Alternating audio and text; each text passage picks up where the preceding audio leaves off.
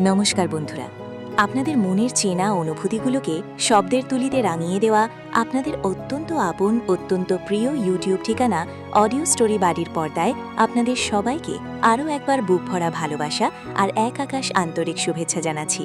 প্রতিবারের মতো আজকেও এই বিশেষ নতুন এবং এক চূড়ান্ত নাটকীয় পর্বে পুরো গল্প জুড়ে আপনাদের একাকিত্বের সঙ্গী হতে আপনাদের হৃদয়ের খুব কাছে হাজির হয়েছি আমি এবং আপনাদের গল্পের প্রিয় বন্ধু মিস্টার অলোকেশ সরকার। বন্ধুরা, বিগত 11 নম্বর পর্বের সেই শেষ দৃশ্যটি আমাদের সবার বুকটাকে যেন এক অজানা আশঙ্কায় খাপিয়ে দিয়েছিল। প্রতিটি শ্রোতার চোখ সেদিন অশ্রুজল হয়ে উঠেছিল তনুর এই নিঃস্বার্থ আত্মত্যাগ দেখে। যেই মেয়েটি মুখ বুজে সমস্ত অন্যায় সহ্য করেছিল, সেই কিনা শেষ পর্যন্ত নিজের জীবন বাজি রেখে বাঁচিয়ে দিয়ে গেল তার ভালোবাসাকে। তনুর এই রক্তাক্ত পরিণতি কি ঋষির ভেতরের মানুষটাকে পুরোপুরি বদলে দিল? আজকে তাকে ঋষি তার করা সমস্ত ভুলের প্রায়শ্চিত্ত করার সুযোগ পাবে? আজকের এই বিশেষ এবং চূড়ান্ত ধামাকা 12 নম্বর পর্বে এসে প্রতিটি শ্রোতার মনে এখন একটাই ব্যাকুল প্রশ্ন।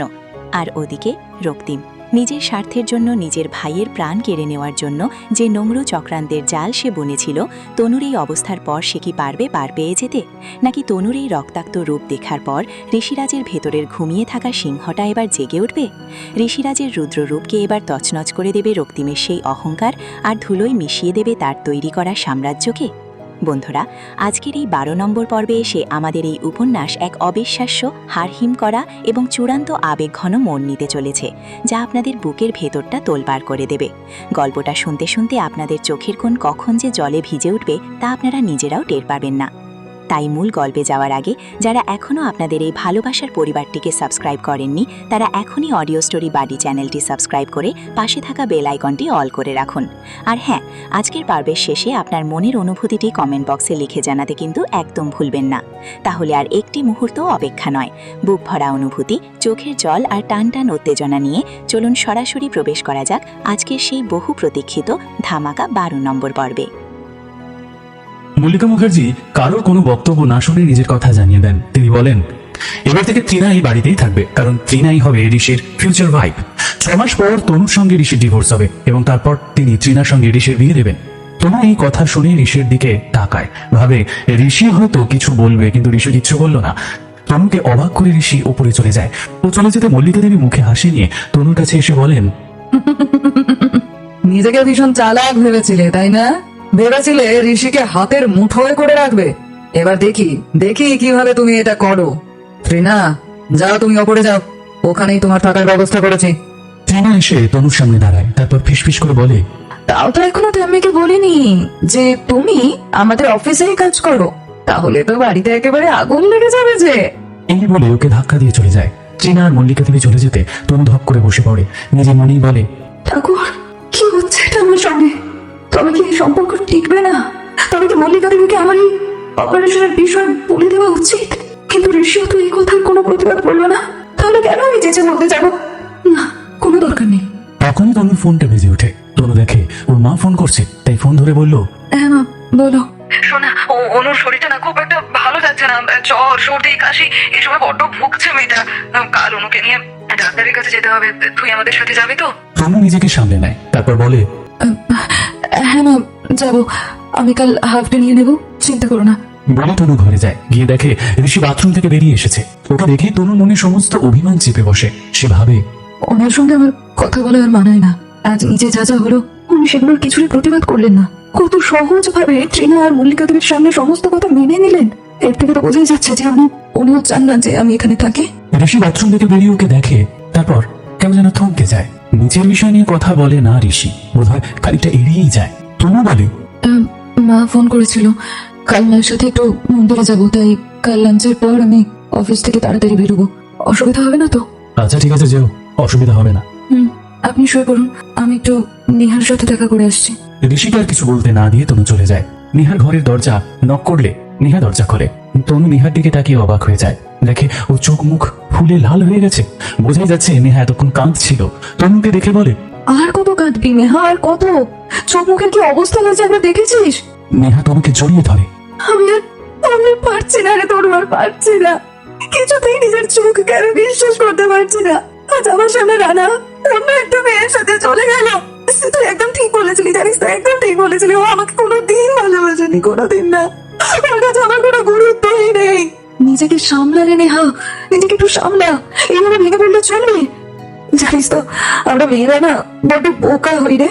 আমাদের সাথে কেউ একটু মিষ্টি করে কথা বললে আমরা একেবারে গলে যাই, সব কিছু ভুলে আবার তাকে আপন করে নি। আর সেই জন্যই তো আমাদের এত কষ্ট পেতে হয়। কিন্তু তুই কষ্ট পাবি না, নিজেকে শক্ত কর। সম্পর্ক ভেঙে যাওয়া মানে জীবন তো আর থেমে যাওয়া নয়। এবার নিজের কথাটা ভাব, নিজের কেরিয়ারের দিকে ফোকাস কর।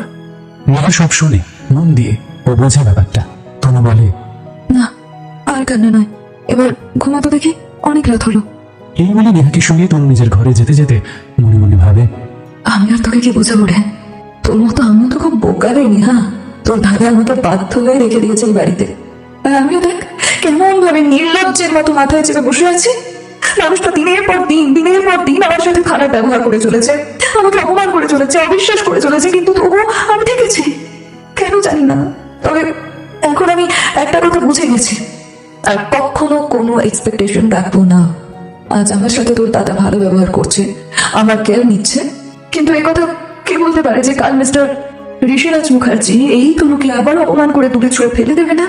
আর আজ তো তাই হলো। মল্লিকা দেবীর কথাতে ঋষিরাজ প্রতিবাদ করলেন না, তার মানে উনি অ্যাকসেপ্ট করলেন তৃণার কথাটা। তাই এখন নিজের মনকে শক্ত করে নিয়েছি, আমরা 6 মাসের মধ্যেই আলাদা হব। এইসব ভাবতে ভাবতে তনু ঘরে ঢুকে এসে দেখে ঋষি বসে কাজ করছে। তনু দরজা লক করে একপাশে শুয়ে পড়ে। ঋষি কিছু বলতে গিয়েও বলতে পারে না। ভাবে, আমি জানি তোমার অভিমানের কারণ, কিন্তু আমি জানি আমি কেন নিচে কারোর উপর কোনো কথা বলিনি। তবে সেই কারণ এখনই তুমি জানাতে পারবো না। পরের দিন অনেক সকালে তনু ঘুম থেকে উঠে ফ্রেশ হয়ে নিচে যায়। ঋষি তখনও ঘুমোচ্ছে। তনু নিচে গিয়ে দেখে অবিনাশবাবু বসে পেপার পড়ছে। তনু গিয়ে ওনার পাশে বসে বলে, বাবা আপনি চা খাবেন? আমি করবো। তুমি চা করবে? করো তাহলে। সবসময় শেফেদের হাতে চা খেতে খেতে মুখটা একেবারে পচে গেছে। দাও, তোমার হাতে চা খেয়ে একটু স্বাদ বদলাই। তনু হেসে রান্নাঘরে চলে যায়। শেফরা ব্রেকফাস্টের ব্যবস্থা করছে। তাকে দেখে একজন শেফ বলল, গুড মর্নিং ম্যাডাম, কিছু লাগবে? Good morning. হ্যাঁ আসলে আমি একটু চা বানাবো। আপনি বসুন না, আমি করে দিচ্ছি। না না, আপনাকে করতে হবে না, আপনি আপনার কাজ করুন। আমাকে শুধু বলে দিন কোথায় কি আছে, আমি নিজেই করে নেব। শেফরা অবাক হয়ে তনুর দিকে তাকিয়ে থাকে। এই বাড়ির কেউ রান্নাঘরে খুব একটা আসে না, তাই ওরা অবাক হয়ে যায়। আপনি চা করবেন? কিন্তু বড় ম্যাডাম যদি জানতে পারে তাহলে উনি খুব রাগ করবেন। আপনাদের চিন্তা নেই, কেউ জানতে পারবে না। আমি তো খুব সাধারণ ঘরের মেয়ে, আর রান্না করতে আমার ভালোই লাগে। মোটে তো 2 কাপ চা বানাবো, এই আর এমন কি। এই বলে তনু 2 কাপ চা বানিয়ে নিয়ে চলে যায়। অন্যদিকে ঋষি ঘুম থেকে উঠে তনুকে ঘরে দেখতে না পেয়ে তাড়াতাড়ি ফ্রেশ হয়ে নিচে চলে যায়। ড্রয়িং রুমে বাবাকে বসে থাকতে দেখে জিজ্ঞাসা করে, ড্যাড, তনুকে কোথাও দেখেছো? হ্যাঁ, তনু রান্নাঘরে আমার জন্য চা বানাচ্ছে। তনু চা করছে? এটা শুনে ঋষি একটু অবাক হয়। তারপর নিজেও জানায় বাবাকে যে ও আজ তনুর হাতে চা খাবে। তনু চা বানিয়ে নিয়ে ড্রয়িং রুমে এসে দেখে ঋষিও বসে আছে। ও ট্রেটা রেখে 1 কাপ চা অবিনাশ বাবুকে দিয়ে সবাই নিজের কাপে চুমুক দিতে যাবে, এমন সময় ঋষি বলল, সে কি, তুমি চা বানালে আর তার ভাগ আমি পাবো না? কিন্তু আপনি তো চা খান না, কফি খান, তাই আপনার জন্য বানাইনি। সেটা ঠিক কথা, কিন্তু তুমি নিজের হাতে চা করলে তাই খেতে ইচ্ছা করছে। ঠিক আছে, ছাড়ো। ঠিক আছে ঠিক আছে, এই এই নিন আপনি খান। আমি আমার জন্য না হয় আরেক কাপ বানিয়ে নিয়ে আসছি। এই বলে তনু নিজের কাপটা ঋষির হাতে দিয়ে দেয়। তা দেখে ঋষি বলল, দাঁড়াও। তারপর পাশে রাখা একটা গ্লাসের মধ্যে নিজের কাপ থেকে চা ঢেলে সেটা তনুকে দিল। এই নাও। অবিনাশবাবু বেশ আনন্দ পান এই দৃশ্য দেখে। ওরা 3 জন মিলে চা খাচ্ছে। ঋষির বাবা তো চা খেয়ে খুব খুশি। তনুকে বললেন, আহা, কতদিন পরে এরকম চা খেলাম, একেবারে মন ভরে গেল। শোনো মা, এবার থেকে তোমার একটা দায়িত্ব বাড়লো। রোজ সকালে তুমি আমার জন্য চা করবে, ঠিক আছে? এই কথা শুনে ঋষি হেসে উঠল। ঠিক আছে বাবা, আপনাকে রোজ আমি চা বানিয়ে দেবো।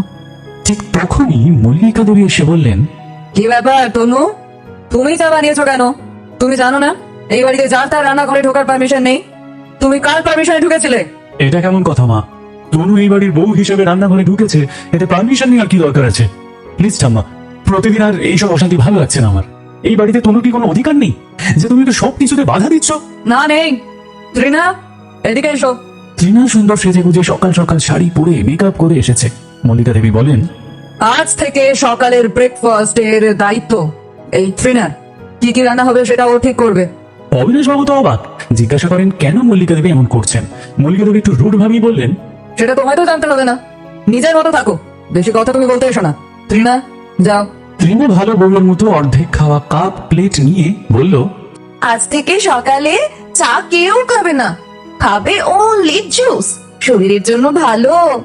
তনুর ভীষণ রাগ হয়, ঋষিও রেগে ওপরে চলে যায়। কিছুক্ষণ পরে তনু আর বীণা দেবী ব্রেকফাস্ট টেবিলে সবার জন্য খাবার প্লেট সাজায়।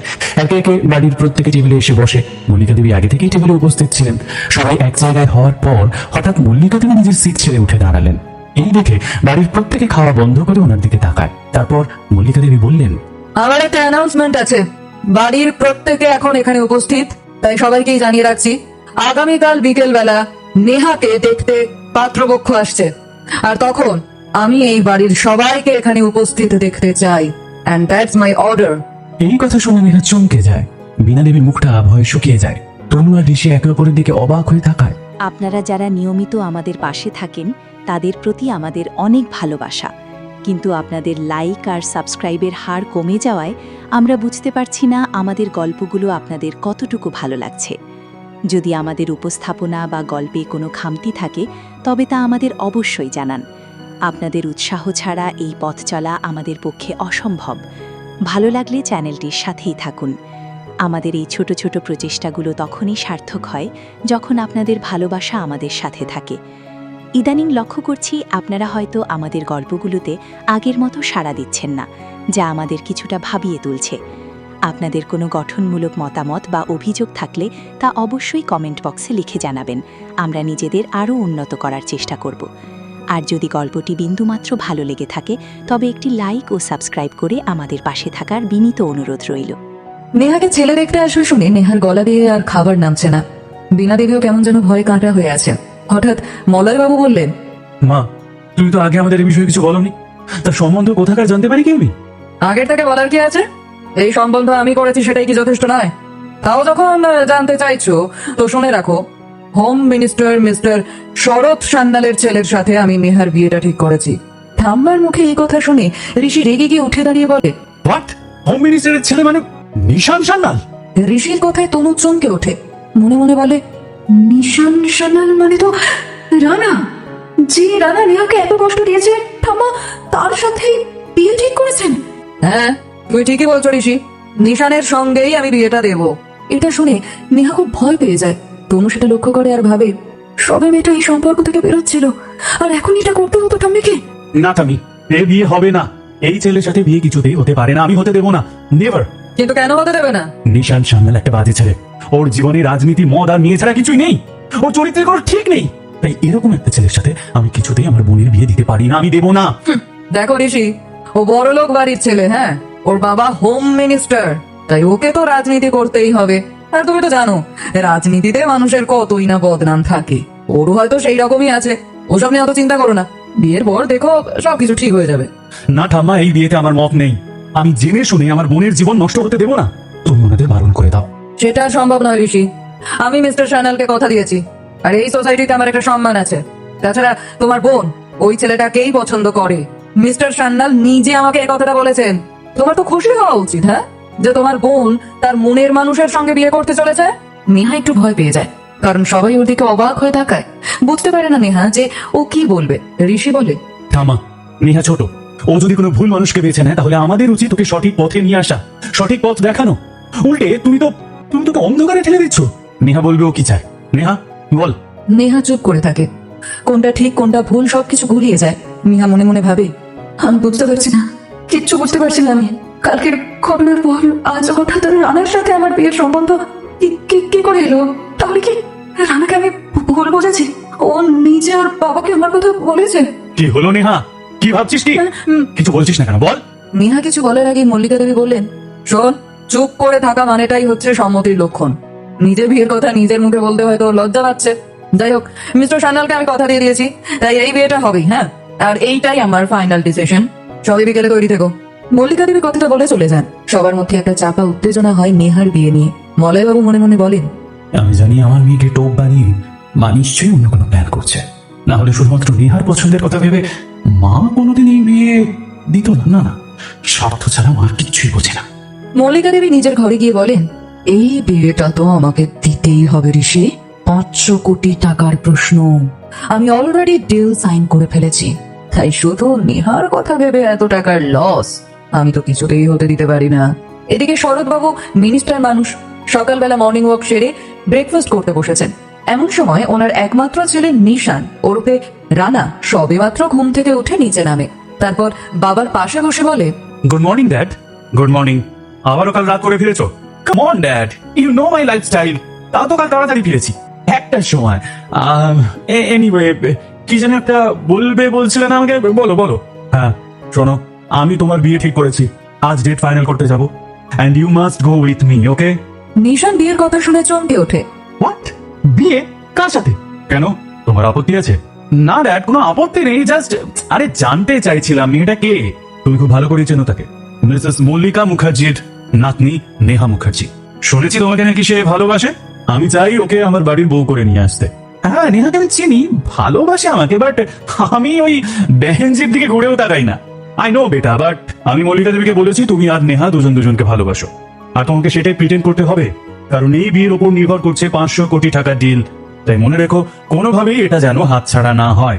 চিন্তা নেই ড্যাড, তুমি যা বলবে সেটাই হবে। নিশানের মা দাঁড়িয়ে দাঁড়িয়ে এতক্ষণ ধরে ওনাদের সব কথা শোনেন, কিন্তু ওনার কিছু বলার অধিকার নেই, তাই উনি চুপ করে থাকেন। অতীতে ওনার করা একটা ভুলের মাসুল উনি আজও গুনছেন, আর সেই জন্যই বাবা এবং ছেলে দুজনেই ওনাকে ঘৃণা করে। ওদিকে ঋষির কেবিনে তনু তাড়াহুড়োতে নক না করেই ঢুকে পড়ে।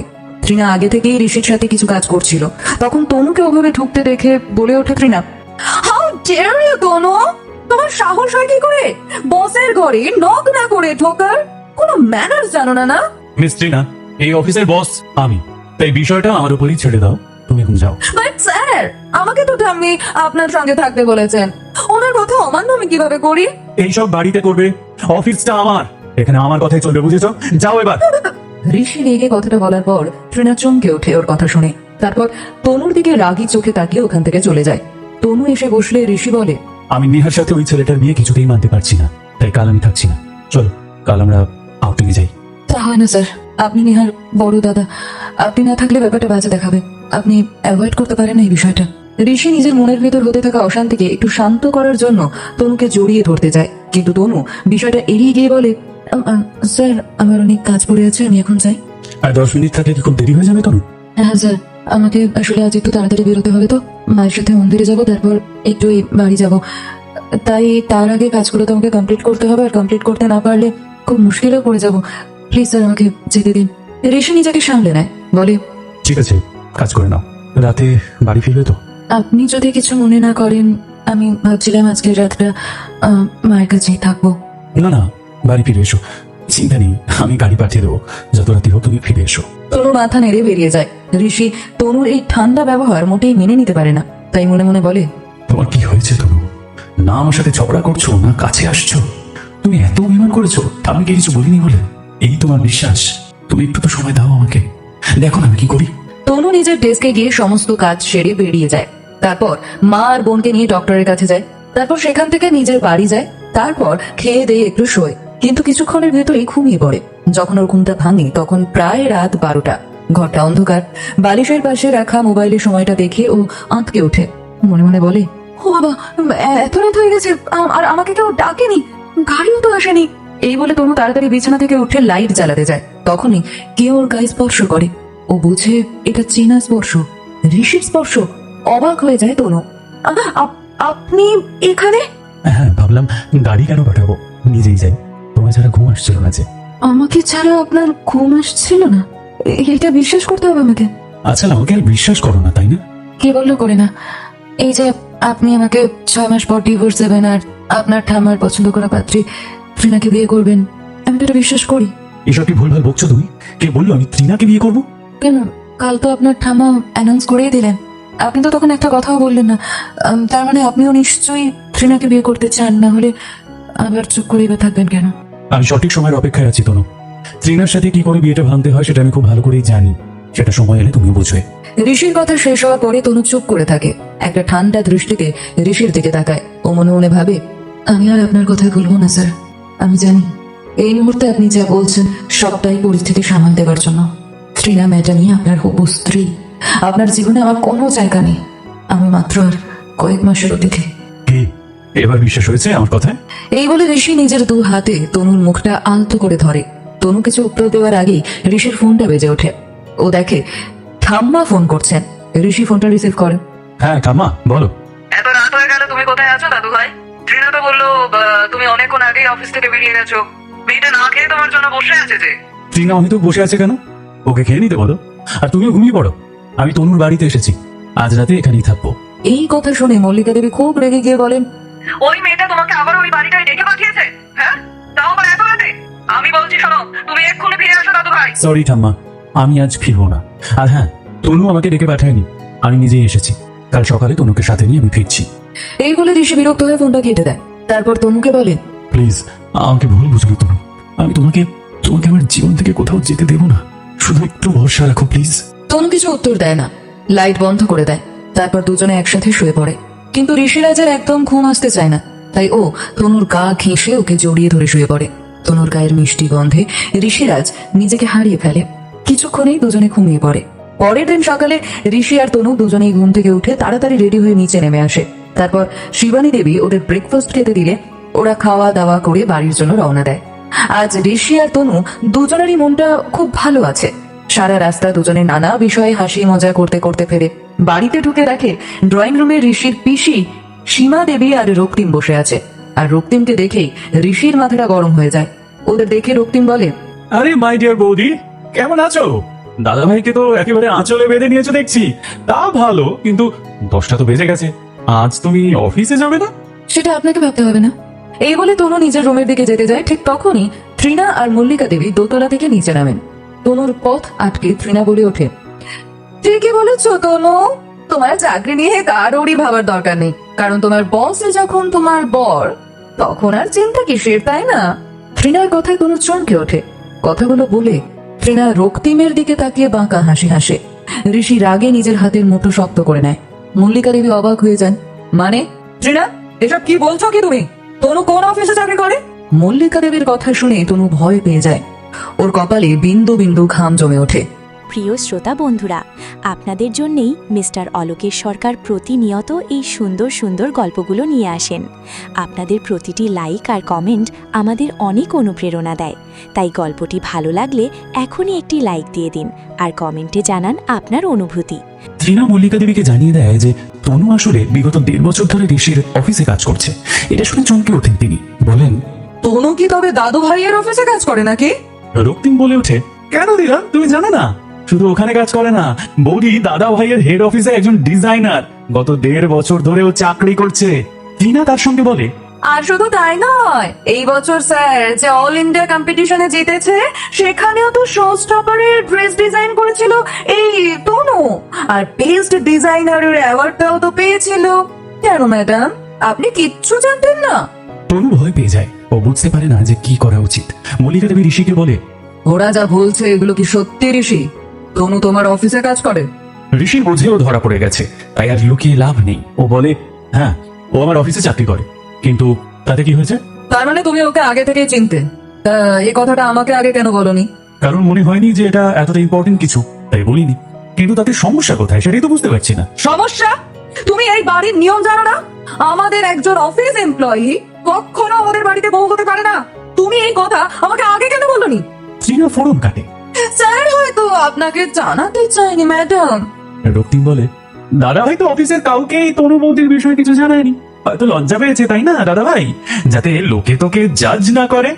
ঋষি ধীরে ধীরে এগুলো শুনে রাখতে থাকে। তৃণা আবার বলে, আসলে ম্যাডাম, তনুই সবসময় স্যারের পিছন পিছন ঘুরতো, এতে স্যারের অবশ্য কোনো দোষ ছিল না তো। আর এই বিয়েটা তনু কেন করেছে সেটা তো আপনি ভালো করে জানেন। হয়তো এই কারণেই স্যার ওকে স্ত্রীর পরিচয়টা দেননি, কারণ স্যার তো এই মেয়েটাকে পছন্দই করে না। এই কথা বলে তৃণা সবার আড়ালে রক্তিমের দিকে তাকিয়ে মুচকি হাসে। এদিকে তনুর চোখ দিয়ে ক্রমাগত জল পড়ে যাচ্ছে। ঋষি এতক্ষণ সব কথা শুনছিল, জল কাট, কিন্তু তনুর চোখে জল দেখে রেগে যায়। ব্যাস তৃণা, অনেক হয়েছে, আর না। তুমি একটু বেশি জেনে গেছো, তাই না? শোনো ঠাম্মি, অফিসটা কাজের জায়গা, এখানে আমি পার্সোনাল লাইফ নিয়ে আলোচনা করতে চাই না। তনু একজন ট্যালেন্টেড ডিজাইনার, ও গত 1.5 বছর ধরে আমার সাথে কাজ করছে এবং কখনোই আমাকে ডিসঅ্যাপয়েন্ট করেনি। তাই ওর মতন একজন ডিজাইনারকে আমি হারাতে চাই না।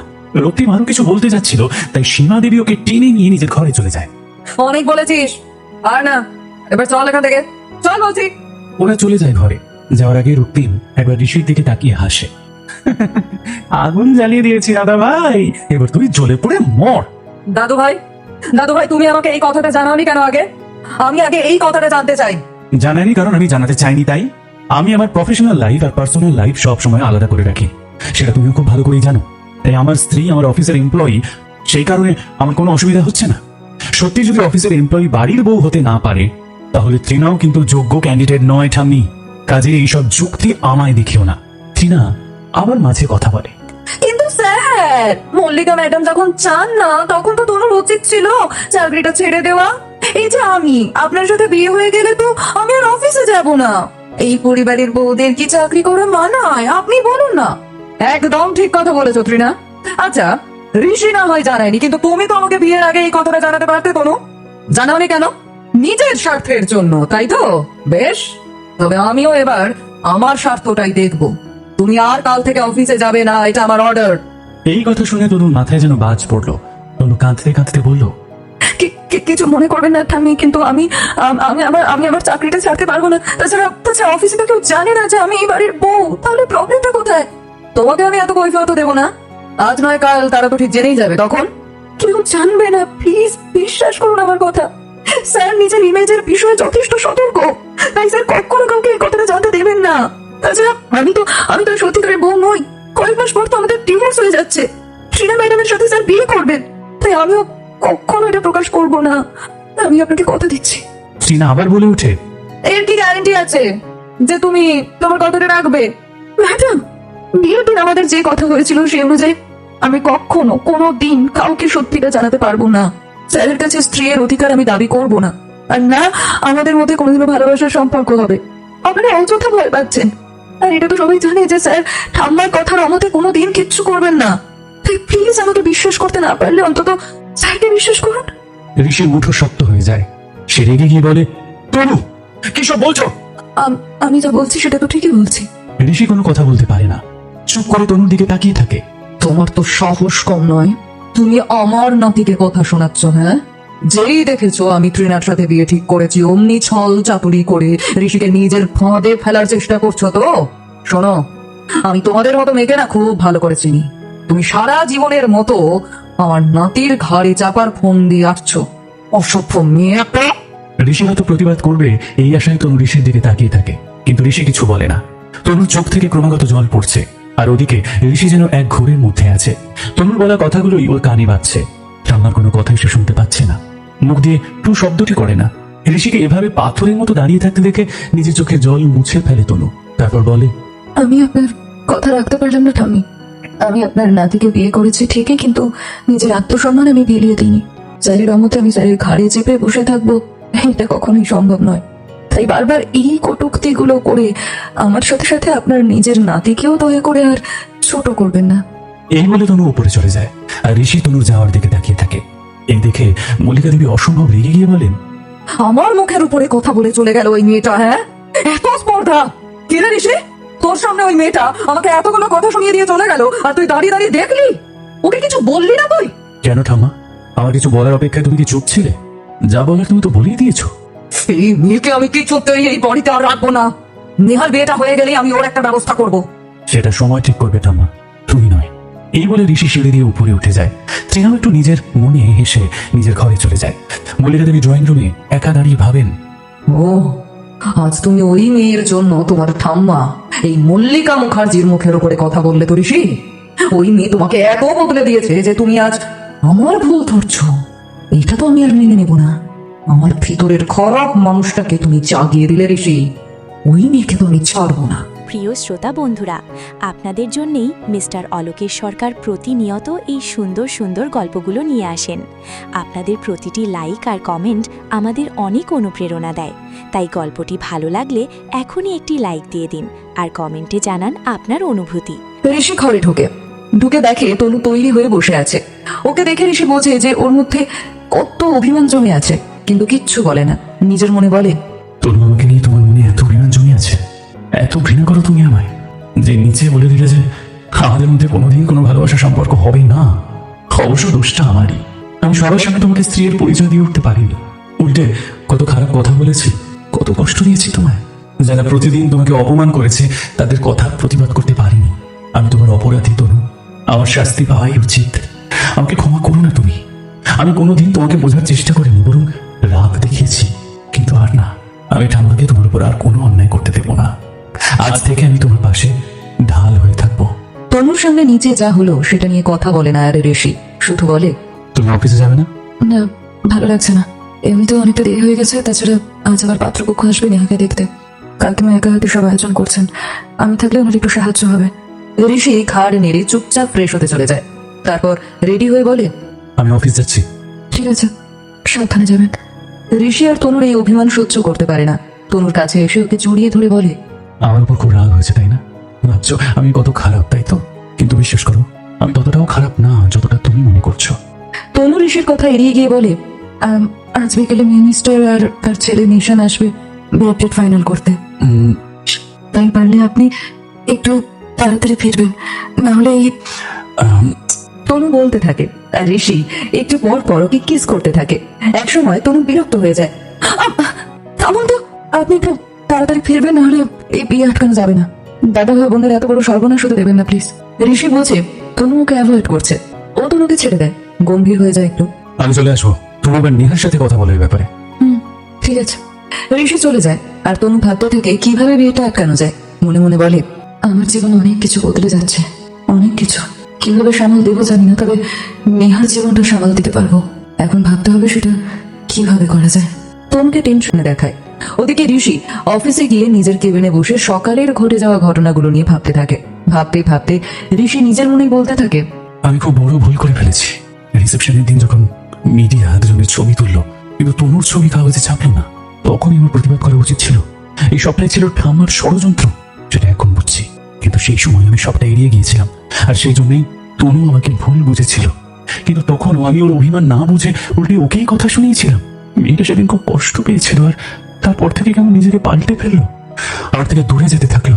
কিন্তু আমি ঋষির ভাবনায় বাধা পড়ে, কারণ ঋষির কেবিনে সুমিত বাবু নক করেন। ঋষি অন্যমনস্ক হয়ে তাকায়। তিনি কেবিনের দরজাটা হালকা করে বলেন, স্যার আসবো?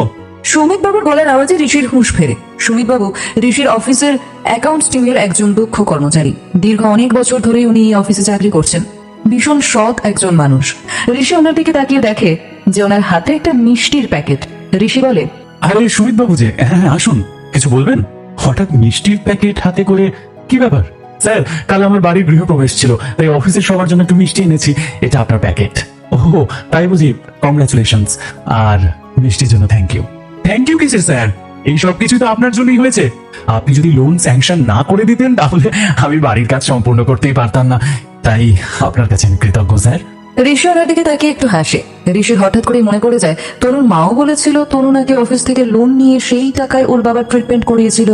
এই লোনের বিষয়টা আদৌ সত্যি কিনা চেক করার জন্য ঋষি জিজ্ঞেস করে, আচ্ছা সুমিত বাবু, গত 2 মাসে যে সকল এমপ্লয়িরা লোন অ্যাপ্লিকেশন করেছে তাদের ডিটেলসটা এক্ষুনি আমার কাছে নিয়ে আসুন তো, একবার একটু দেখবো।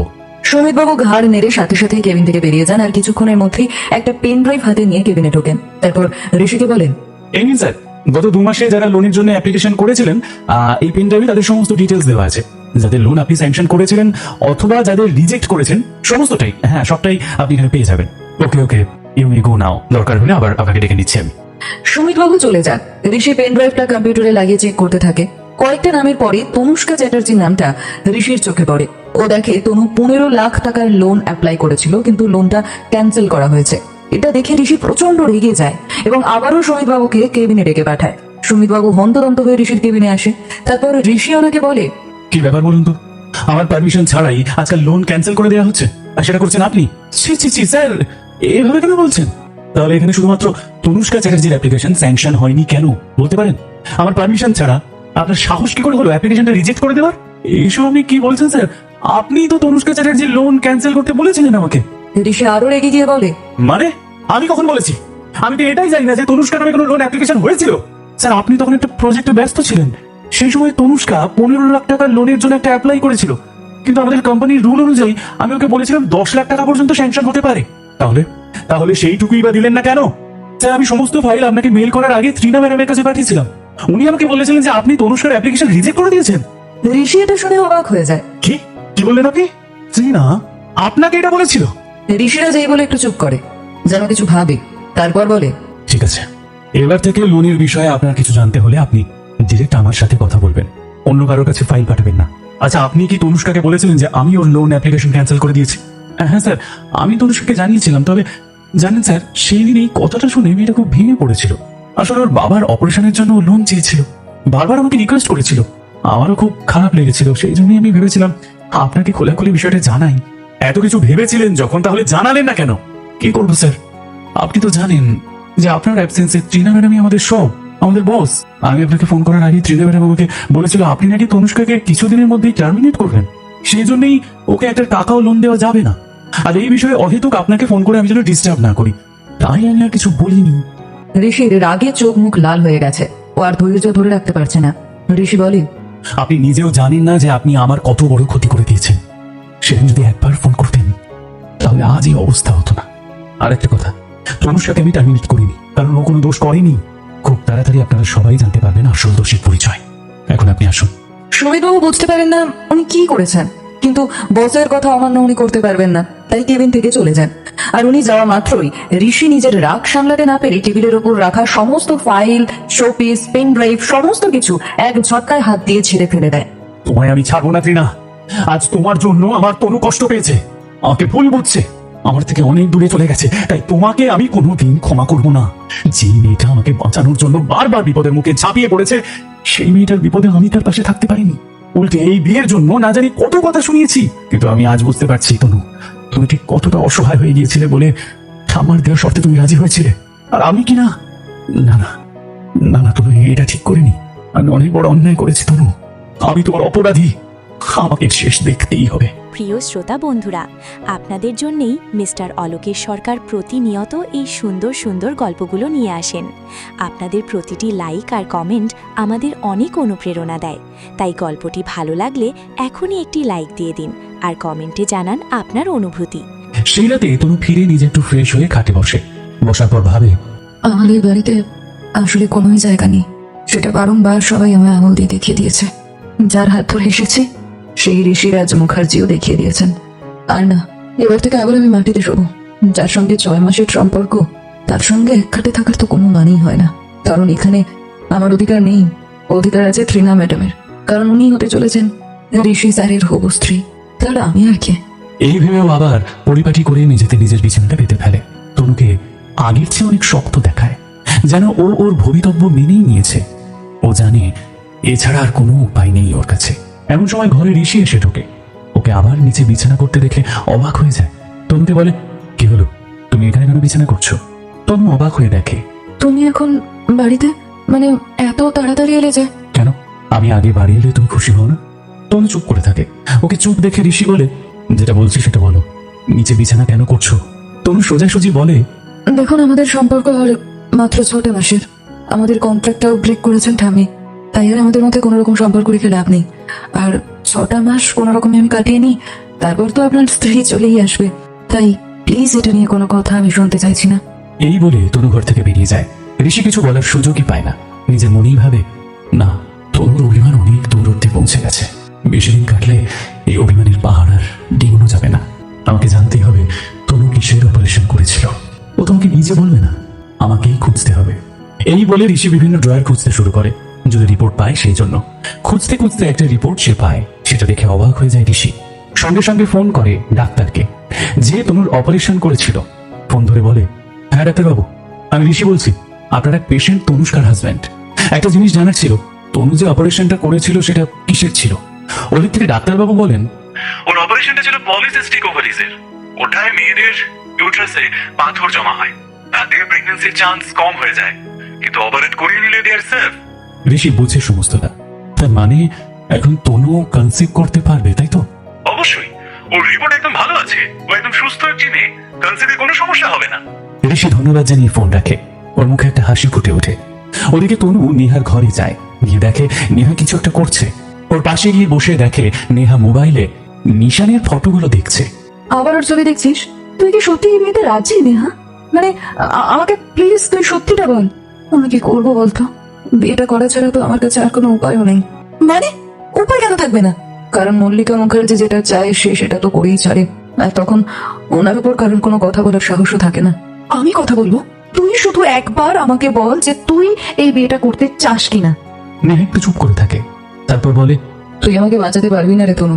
আমাকে একদিন মল্লিকা মুখার্জি নিজের ঘরে ডেকেছিল, উনি আমাকে যা বললেন তাতে আমার বিয়েটা ভাঙার কোনো রাস্তা নেই। আমি ভেবেছিলাম নিশান হয়তো ওর বাবাকে বলেছিল আমার কথা, তাই বিয়েটা হচ্ছে, কিন্তু সেটা নয়। তনু একটু অবাক হয়, বলে, তুই কি বলছিস বলতো? আমি তো কিছু বুঝতে পারছি না। আমি ভেবেছিলাম রানা আমাকে ভালোবাসে, তাই হয়তো বাবাকে দিয়ে বিয়ের প্রস্তাব দিয়েছে, কিন্তু ঠাম্মার ঘরে গিয়ে সেই ভুলটা আমার ভেঙে যায়। কি বলেছে তোকে ঠাম্মা? শোন তাহলে বলছি। এই বলে নেহা বলতে শুরু করে। একটু আগে আমি ঠাম্মার ঘরে গিয়েছিলাম, ভেতরে গিয়ে বসলাম, ঠাম্মি দেখলাম দরজাটা বন্ধ করে দিলেন। তারপর সোজাসুজি আমাকে বললেন, দেখো নেহা, তোমায় কিছু কথা বলতে চাই। তুমি যথেষ্ট এখন বড় হয়েছো, সব বোঝার বয়স এখন তোমার হয়েছে। তুমি এটাও জানো যে তোমার দাদা ঋষি এই বিয়েতে রাজি নয়।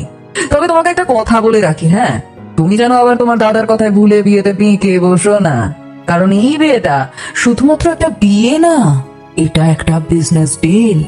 আমার আর রানার বাবা শরৎ বাবুর মধ্যে একটা ডিল হয়েছে 500 কোটি টাকার।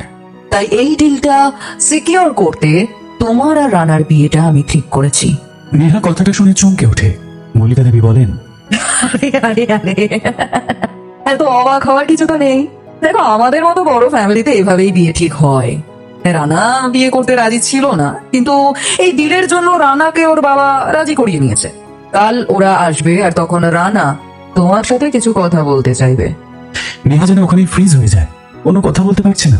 মনে মনে ভাবে, তার মানে এই বিয়েটা একটা ডিল সিকিউর করার জন্য আমার লাইফটা নষ্ট করে দিচ্ছে, তাও আমার নিজের ঠাম্মা।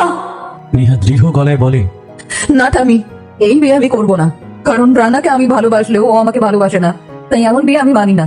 সেটা বিয়েটা তোমাকে করতেই হবে, আর তুমি যদি বিয়েটা করতে রাজি না হও তাহলে আমাকে তোমায় রাজি করানোর জন্য অন্য প্ল্যান করতে হবে। কিন্তু আমি তো এত টাকার ক্ষতি কিছুতেই মেনে নেব না। এই বিয়েটা যদি না করো তাহলে ভয়ঙ্কর সর্বনাশের জন্য তুমি রেডি থাকো। নেহা ভয় পেয়ে যায়। ও বলে, কি করবে তুমি? যদি তুমি এই বিয়েটা না করো তাহলে বাবা মাকে নিয়ে রাস্তায় থাকার জন্য তুমি রেডি হয়ে যাও। মানে তুমি যদি বিয়ে করতে রাজি না হও তাহলে তোমার বাবা মা আর তোমাকে আমি এই বাড়ি থেকে বের করে দেব, তোমাদের সমস্ত ব্যাংক অ্যাকাউন্ট সেল করে দেব, আর গ্রামের বাড়িতে গিয়েও তোমরা থাকতে পারবে না, সেই ব্যবস্থাও আমি করব। আর যদি ভাবো চাকরি করবে তাহলে সেই আশাতেও ইতি টেনে দাও, কারণ আমি থাকতে তুমি কোনো কোম্পানিতে চাকরি পাবে না। কথাটা মাথার মধ্যে ঢুকিয়ে নাও, হ্যাঁ? আর কথাটা মাথায় রেখে কিন্তু সিদ্ধান্ত নিও। নেহা চুপ করে সব কথা শুনতে থাকে। সবকিছু যেন ওর মাথার উপর দিয়ে বেরিয়ে যায়। মল্লিকা দেবী বলতে থাকেন, আর একটা কথা, তোমার জন্য যদি আমার কোনো ক্ষতি হয় তাহলে তোমাকে আর তোমার মাকে মেরে পুঁতে ফেলতে কিন্তু আমার বেশি সময় লাগবে না। এটা কি বলছো তুমি ঠাম্মি? তুমি এটা করতে পারবে? হ্যাঁ পারবো, তবে হ্যাঁ, তোমার বাবাকে মারতে পারবো না, কারণ সে তো আমার ছেলে। কিন্তু তোমরা মরলে তোমার বাবা এমনিতেই মরে যাবে। তাই বেশি বাড়াবাড়ি না করে বিয়েতে রাজি হয়ে যাও। আর এই কথাটা যেন তোমার প্রিয় বৌদি আর দাদা না জানে, আর যদি জানতে পারে তাহলে কিন্তু খুব খারাপ হয়ে যাবে। হ্যাঁ, নেহা ঘেন্নার সঙ্গে তাকায় মল্লিকা দেবীর দিকে। তুমি খারাপ জানতাম, কিন্তু তুমি যে এতটা খারাপ সেটা সত্যি আমি আজ জানলাম। নিজের স্বার্থের জন্য তুমি খুন পর্যন্ত করতে পারো? আমি না ভাবতেও পারছি না। শোনো, আমি না আমার স্বার্থের জন্য আরো অনেক কিছু করতে পারি। আমার ভয়ঙ্কর রূপটা দেখতে যদি না চাও তাহলে চুপচাপ বিয়েতে রাজি হয়ে যাও। নেহা ঘেন্নায় ঘর থেকে বেরিয়ে যায়। এতগুলো কথা একসঙ্গে বলে ঝরঝর করে কেঁদে ফেলে নেহা। পুরো চমকে যায়। ও ভাবতে পারে না যে এমন কিছু হতে পারে। ও নেহাকে বলে, মল্লিকা মুখার্জি এত খারাপ? নিজের স্বার্থের জন্য এত বড় কাজ করতে পারবে সে? না, এই কথাটা তোর দাদাকে জানাতেই হবে। নেহা চমকে ওঠে। খবরদার না। বন্ধুরা, ভালোবাসার ছোঁয়া উপন্যাসের আজকের এই 12 নম্বর পর্বটি এখানেই শেষ হলো। আজকের এই অবিশ্বাস্য আর হাড়হিম করা মোড় নিশ্চয়ই আপনাদের বুকের ভেতরটা তোলপাড় করে দিয়েছে। আজকের পর গল্প কোন দিকে মোড় নিতে চলেছে? তনু কি শেষ পর্যন্ত পুরোপুরি সুস্থ হয়ে উঠতে পারবে? ঋষি কি পারবে তার ভুলের আগুনে পুড়ে নিজেকে খাঁটি করে তুলতে? আর রক্তিমের সেই নোংরা চক্রান্তের শেষ পরিণতিই বা কী হতে চলেছে? এই সব কিছুর উত্তর নিয়ে, এক চমৎকার চমক আর নতুন আবেগ নিয়ে আমি খুব তাড়াতাড়ি ফিরে আসছি ঠিক এর পরবর্তী, অর্থাৎ 13 নম্বর পর্বে। তাই এই ভালোবাসার সুন্দর সফরকে আরও দীর্ঘ করতে এবং ১৩ নম্বর পর্বটি ইউটিউবের পর্দায় সবার আগে উপভোগ করতে যারা আজকে আমাদের চ্যানেলে একদম নতুন এসেছেন কিংবা নিয়মিত গল্প শুনছেন অথচ কোনো কারণে এখনও সাবস্ক্রাইব করা হয়নি, তাদের কাছে মিস্টার অলোকেশ সরকারের বিনীত অনুরোধ, এখনই আপনাদের ভালোবাসার চ্যানেল অডিও স্টোরি বাডি সাবস্ক্রাইব করে পাশে থাকা বেল আইকনটি অল করে রাখুন। আর হ্যাঁ, আজকের পর্বটি শুনে আপনার মনের অনুভূতি ঠিক কেমন হলো তার নিচে কমেন্ট বক্সে লিখে জানাতে কিন্তু একদম ভুলবেন না। আপনাদের এক একটি সুন্দর মন্তব্য আমার রাতের সমস্ত ক্লান্তি দূর করে দেয় এবং পরবর্তী পর্বটিকে আরও নিখুঁত ও সুন্দর করে তোলার তাগিদ যোগায়। গল্পটি আপনার সেই সব বন্ধুদের সাথেও শেয়ার করতে পারেন যারা এমন মন ছুঁয়ে যাওয়া বাংলা অডিও স্টোরি শুনতে ভালোবাসেন। আজকের মতো আপনাদের কাছ থেকে বিদায় নেওয়ার সময় হয়ে এলো। পুরো গল্প জুড়ে আপনাদের একাকিত্বের সঙ্গী হিসেবে, আপনাদের অনুভূতির প্রিয় বন্ধু হিসেবে ছিলাম আমি এবং আপনাদের মিস্টার অলোকেশ সরকার। ততক্ষণ পর্যন্ত সবাই অনেক ভালো থাকুন, সুস্থ থাকুন, নিজের খেয়াল রাখুন আর শুনতে থাকুন আপনাদের মনের একান্ত ঠিকানা অডিও স্টোরি বাডি। ধন্যবাদ।